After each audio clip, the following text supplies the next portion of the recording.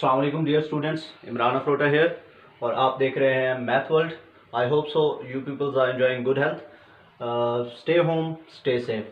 आज का हमारा लेक्चर नाइन्थ मैथमेटिक्स का है, एक्सरसाइज 2.5 का। प्रीवियस लेक्चर में हमने इसकी नाइन्थ मैथमेटिक्स की एक्सरसाइज 2.4 को कंप्लीट किया था विद डिटेल्स, और आज हम पढ़ रहे हैं एक्सरसाइज 2.5 में नया टॉपिक है कम्प्लेक्स नंबर्स। तो कम्प्लेक्स नंबर्स के बारे में पहले थोड़ा सा इंट्रो कराऊंगा, पहले इसकी थ्योरी बताऊंगा कि कम्प्लेक्स नंबर्स की क्या थ्योरी है, किस तरह की इस एक्सरसाइज में चीज़ें हैं। क्योंकि मेरा जो मेथड है, जो जितनी भी एक्सरसाइजेज हैं, मैं उससे पहले सारी की सारी थ्योरी डिस्कस करता हूँ, उसके जो मेन पॉइंट्स हैं वो डिस्कस करता हूँ, उसमें जो एमसीक्यूज आ सकते हैं वो डिस्कस कर सकता हूँ, जो शॉर्ट क्वेश्चंस हैं वो डिस्कस करता हूँ, और उसके बाद हम एक्सरसाइज की तरफ जाते हैं ताकि आप लोगों को जो एक्सरसाइज है वो करना मुश्किल फिर ना लगे। यहाँ पे हमारे पास सबसे पहला टॉपिक है कम्प्लेक्स नंबर्स। तो कम्प्लेक्स नंबर्स किस किस्म के होते हैं?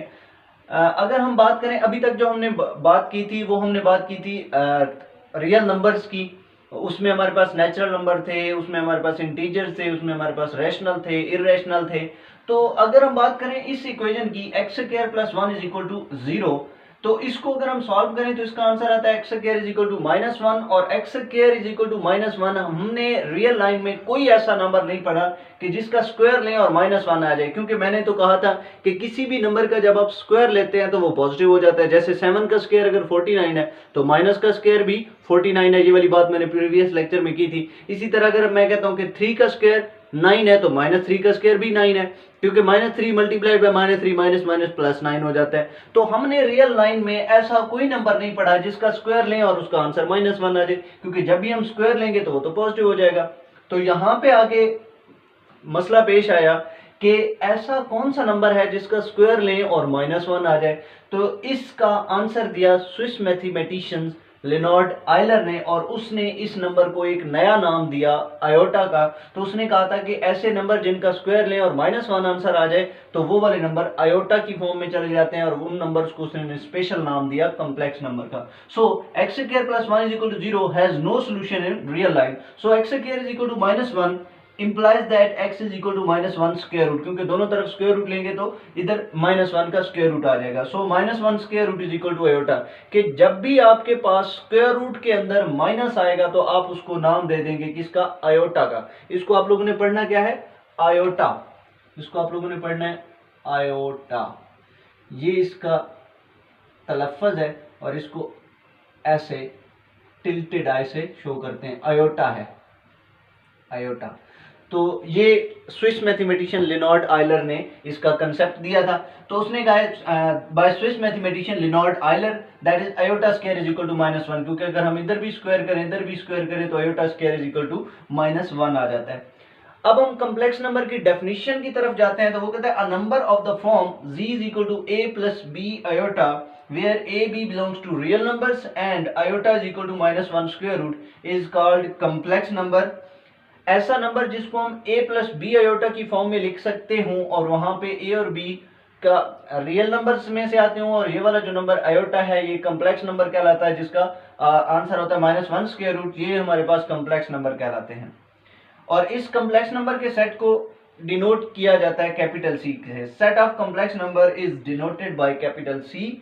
इन z, ये वाला जो नंबर मैंने लिखा है z, a is real part, that is real part of z is equal to a।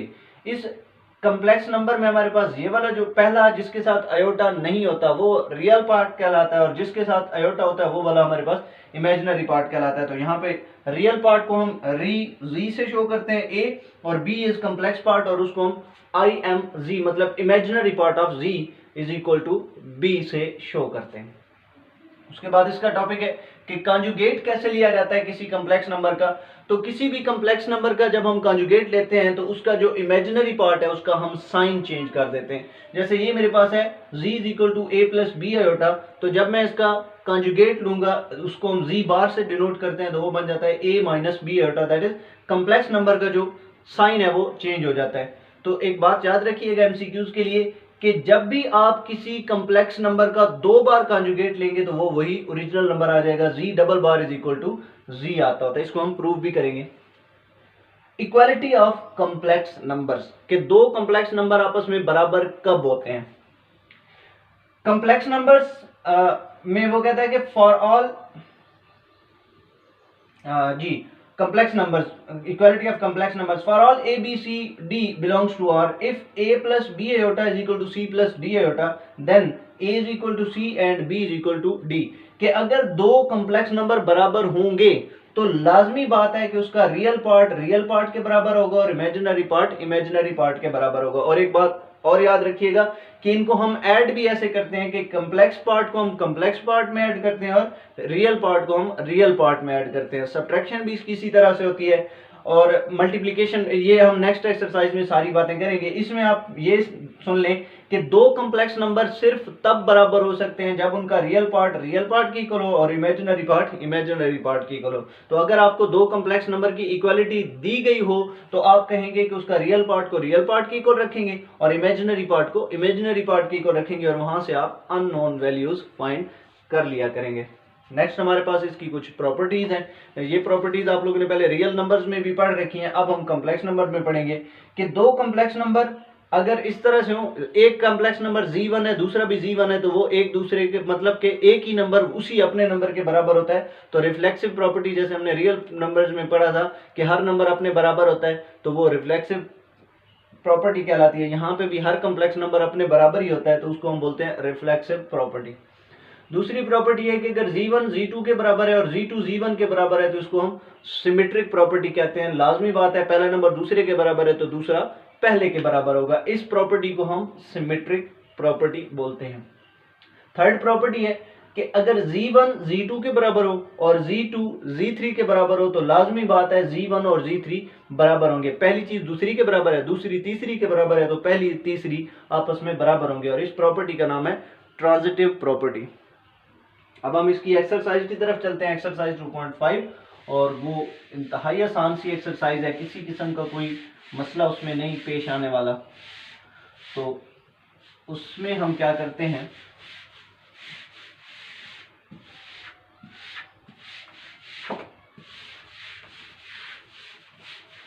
Ji dear student, तो इसकी जो क्वेश्चंस हैं, क्वेश्चन नंबर 1 में कहता है write the evaluate the following iota raise बार 7। जैसे क्वेश्चन नंबर 1 का पहला पार्ट है, question number 1 first part is iota raise बार 7।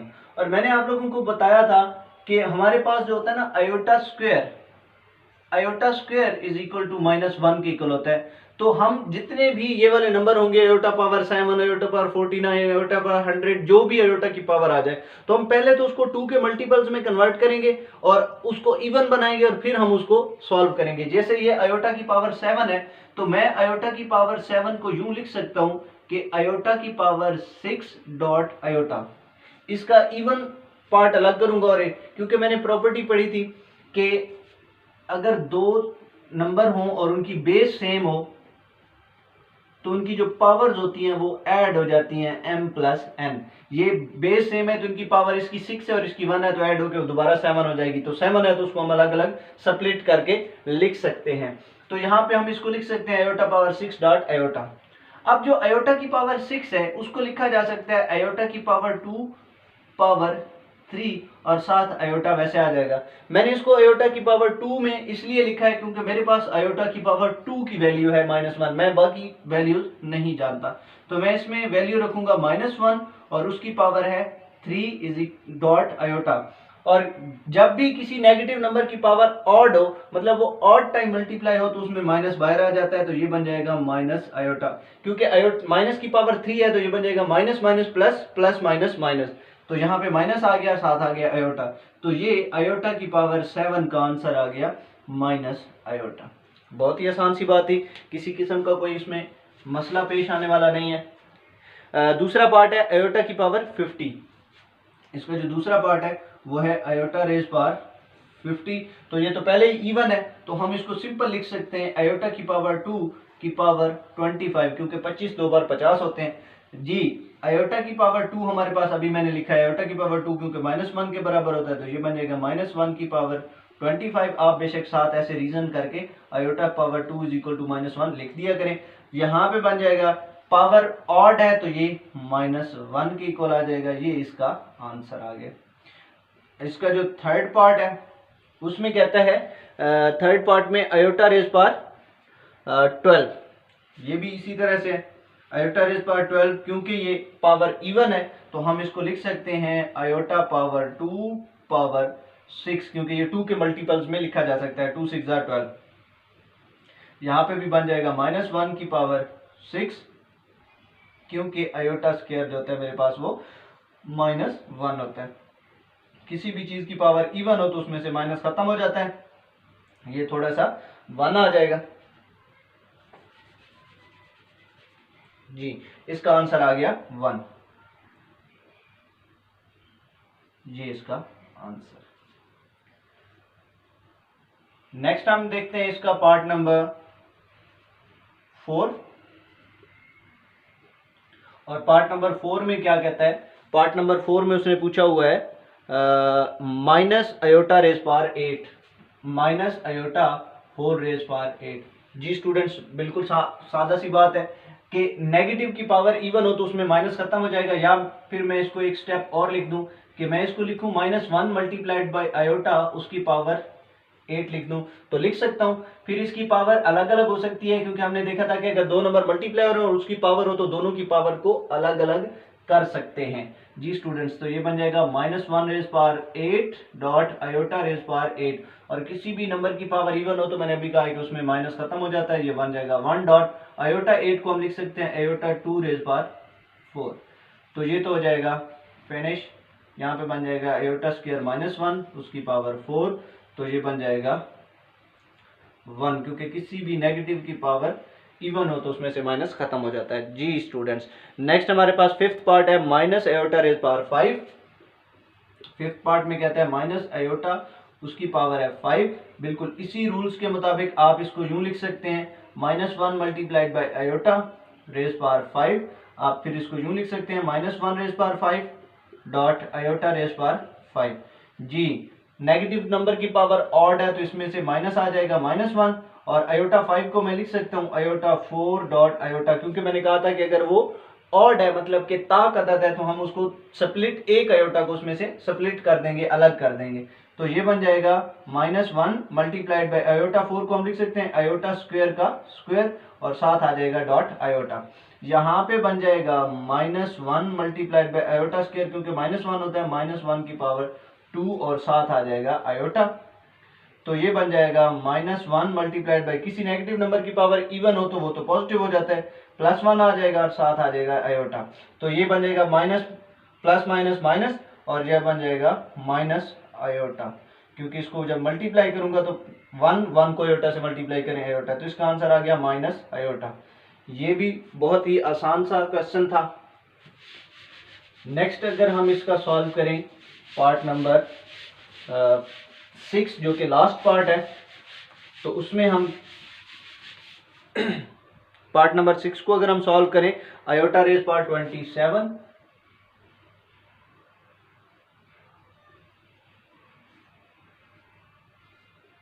जी dear students, part number 6 iota raise power 27। तो आयोटा रेज पावर 27 को हम कैसे सॉल्व कर सकते हैं। हम इसको यूं लिख सकते हैं iota raise power 26 dot iota के एक को हमने अलग कर लिया, ऑड था तो इसको हमने इवन बनाने के लिए एक आयोटा को स्प्लिट करके अलग कर दिया। आयोटा 26 को मैं लिख सकता हूँ आयोटा 2 रेज पावर 13, क्योंकि 13 2 बार 26 होता है, और साथ आ जाएगा आयोटा।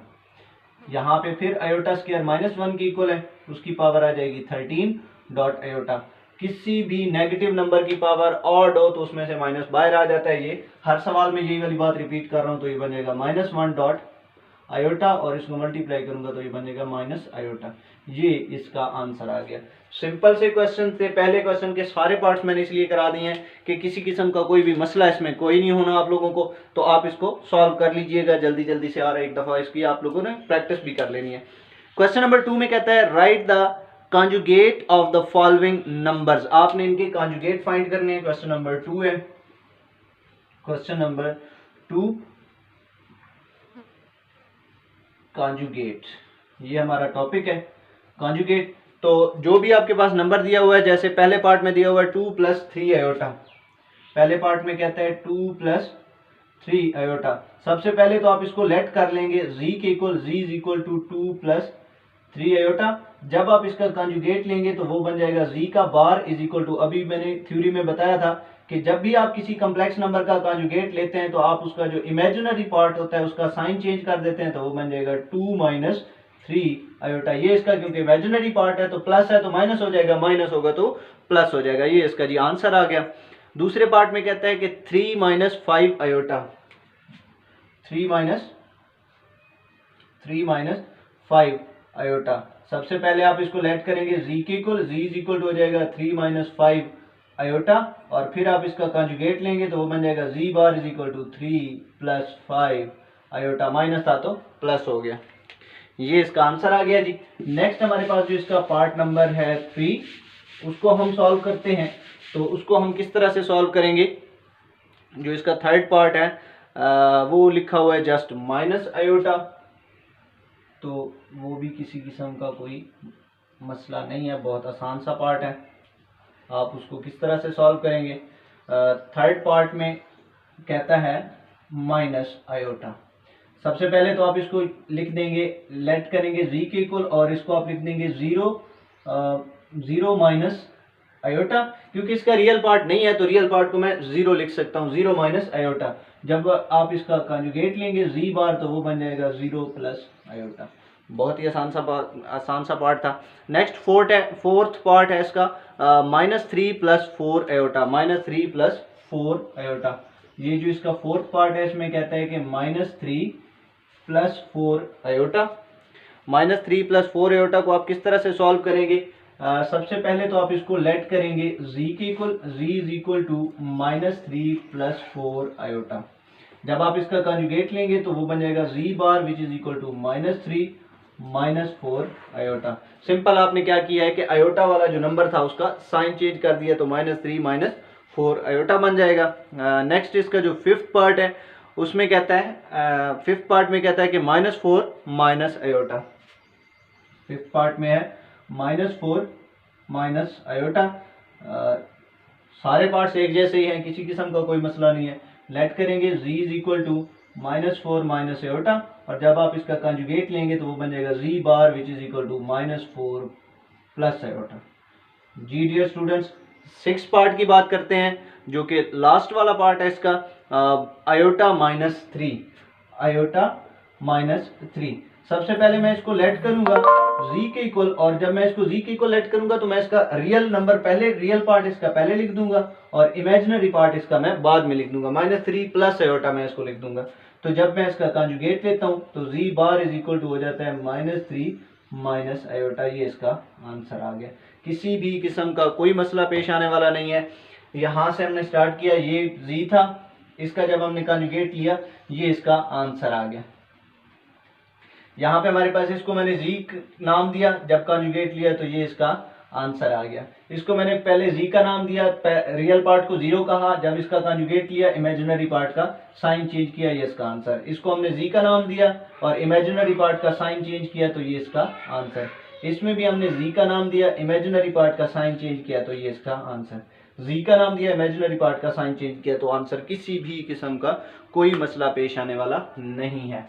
अच्छी तरह से इसको सॉल्व कर लेंगे हम। अब सॉल्व करते हैं इसका क्वेश्चन नंबर 3।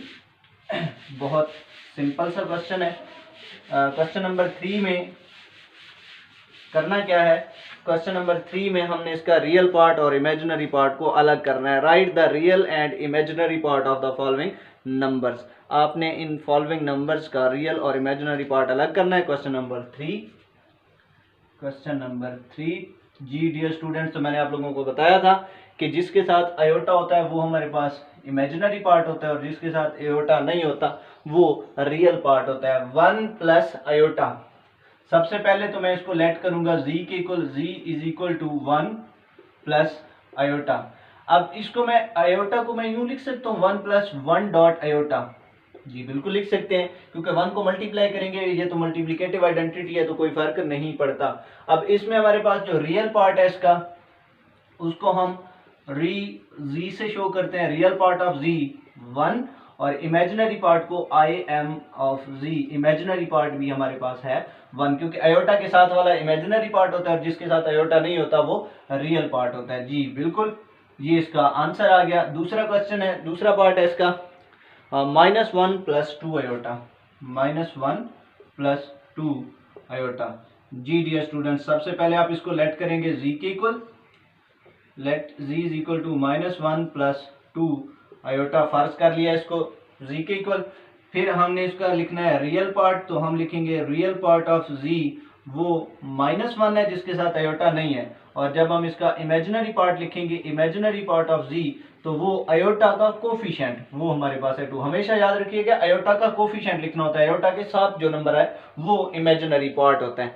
तो इसका जो तीसरा पार्ट है वो है -3 अयोटा + 2। तीसरे पार्ट में कहता है -3 अयोटा + 2। जब आप इसको लेट करेंगे जी के इक्वल, तो मैं यूं करता हूं इसका रियल पार्ट को पहले लिख देता हूं और इमेजिनरी पार्ट को बाद में, क्योंकि 2 को पहले लिख देता हूं, -3 अयोटा को बाद में लिख देता हूं। जी स्टूडेंट, तो ये इसका रियल पार्ट है वो है 2, और जो इसका इमेजिनरी पार्ट है वो है -3। नेक्स्ट इसका जो फोर्थ पार्ट है, फोर्थ पार्ट में कहता है कि -2 - 2 अयोटा, -2 अयोटा। सबसे पहले आपने इसको नाम दे दिया जी का, आपने इसको लेट कर लिया जी के equal, z is equal to -2 - 2 iota. अब आप इसका रियल पार्ट लिखें, real part of z is equal to है -2, और अगर आप इसका इमेजिनरी पार्ट लिखें तो वो भी है -2, क्योंकि यहाँ पे भी -2 है और अल्टा के साथ भी -2 है। ये हमने इसका रियल पार्ट और इमेजिनरी पार्ट अलग कर दिए। जी स्टूडेंट्स, होप सो कि आपको इसमें किसी किस्म का कोई मसला पेश नहीं आएगा और आप इसको इजीली सॉल्व कर लेंगे। सारे ही पार्ट सॉल्व करवा रहा हूँ, आप लोगों ने सिर्फ इसकी प्रैक्टिस करनी है, लेकिन ये ना हो कि आप लोग सिर्फ इसको नोट कर लें और बस फिर कहें कि हमारा काम कंप्लीट हो गया। आपने इसकी प्रैक्टिस लाजमी करनी है। इसका जो पार्ट नंबर 5 है उसमें है -3 अयोटा। पार्ट नंबर 5 में कहता है -3 अयोटा। जी स्टूडेंट्स, पहले भी मैंने कहा था कि अगर सिर्फ रियल पार्ट हो तो उसको हम +0 अयोटा कर देंगे, और अगर सिर्फ इमेजिनरी पार्ट हो तो उसके साथ हम +0 लगा के उसका जो रियल पार्ट है उसको हम शो कर सकते हैं। लेट करें सबसे पहले इसको जी के इक्वल, तो वो बन जाएगा 0 - 3 अयोटा। इसका मैंने रियल पार्ट क्योंकि नहीं था तो 0 लिख दिया। अब हमारे पास जो इसका रियल पार्ट आएगा वो आएगा 0, और जो इसका इमेजिनरी पार्ट आएगा, इमेजिनरी पार्ट ऑफ जी वो आएगा -3। 6 और इसका लास्ट पार्ट है 6 पार्ट, उसमें कहता है 2 + 0 अयोटा, 2 + 0 अयोटा। जी डियर स्टूडेंट, सबसे पहले हम इसको लेट कर लेंगे जी के इक्वल, दैट इज 2 + 0 अयोटा। जब मैं इसका रियल पार्ट लिखूंगा, रियल पार्ट ऑफ जी वो बन जाएगा 2, और जब मैं इसका इमेजिनरी पार्ट लिखूंगा, इमेजिनरी पार्ट ऑफ जी, तो वो अयोटा के साथ जो कोफिशिएंट है और वो है 0। इंतहाई आसान सा क्वेश्चन था। क्वेश्चन नंबर 4 बहुत इंपॉर्टेंट क्वेश्चन है इसका। उसमें कहता है find the values of x and y if, find the value of x and y if. Question number 4, आपने क्या फाइंड करना है? x फाइंड करना है, y फाइंड करना है, और कंडीशन उसने दे रखी है कि हमारे पास है x प्लस, यहां से हम कह देते हैं, उसने कहा है कि x और y फाइंड करें if x plus iota y plus 1 is equal to 4 - 3 iota, 4 - 3 iota. तो हम इसको पहले तो सिंप्लीफाई कर लेते हैं। इसको मैं यूं लिख सकता हूं, x प्लस, इसको अगर हम यूं लिख दें, x plus iota y is equal to 4, ये प्लस का 1 उधर जाके -1 - 3 अयोटा, कांस्टेंट को कांस्टेंट में से माइनस कर दिया है, तो ये बन जाएगा x plus iota, iota y लिखूं या y अयोटा लिखूं एक ही बात है, अयोटा को पहले लिखें या बाद में लिखें। तो x plus y iota is equal to 3 - 3 iota. तो हमने अभी पढ़ा था कि दो कॉम्प्लेक्स नंबर आपस में बराबर होते हैं अगर उनका रियल पार्ट के बराबर हो और इमेजिनरी पार्ट के बराबर हो। क्योंकि उन्होंने दे रखा है कि x और y मालूम करें अगर ये इक्वालिटी बराबर सेटिस्फाई होती है। अगर इक्वालिटी सेटिस्फाई होती है तो हमारे पास क्या करते हैं, बाय कंपैरिजन बाय कंपैरिजन हम दोनों तरफ मुवाजना करेंगे। रियल पार्ट को रियल पार्ट के इक्वल लिखूंगा तो x is equal to 3, imaginary part को इमेजिनरी पार्ट के इक्वल लिखूंगा तो y इज इक्वल टू -3। जी बिल्कुल, हमने यही वैल्यूज फाइंड करनी थी x की और y की। तो ये बहुत इंपॉर्टेंट शॉर्ट क्वेश्चन है, पेपर में अक्सर ये शॉर्ट क्वेश्चन में आएगा, तो आप लोगों ने ये लाजमी फाइंड कर लेना है, सॉल्व कर लेना है। ये था हमारा आज का लेक्चर जिसमें हमने एक्सरसाइज 2.5 को कंप्लीट किया है। आपने इस क्वेश्चन इन सारे क्वेश्चंस की प्रैक्टिस करनी है। जाते जाते चैनल को लाइक करना, सब्सक्राइब करना और शेयर करना मत भूलिएगा। अल्लाह हाफिज, थैंक यू।